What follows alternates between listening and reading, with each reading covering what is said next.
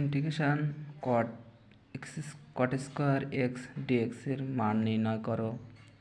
তাহলে যেহেতু কট square x এর কোনো ইন্টিগ্রেশন নাই, তাহলে আমাদের কট থেকে কোসেক এক্সে যেতে হবে, কারণ কোসেক এক্স স্কোয়ার এক্স এর ইন্টিগ্রেশন আছে। তাহলে আমরা জানি cot square x equal to cosec square x minus 1 into d x. তাহলে আমরা গুণ করে দেব। তাহলে integration of cosec square x d x সূত্রের মাইনাস ইন্টিগ্রেশন ইন্টু ডিএক্স।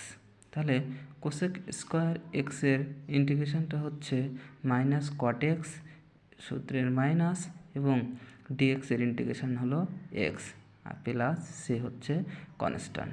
তাহলে আমরা লিখলাম minus x minus cot x plus C, এটাই নির্ণয় আনসার।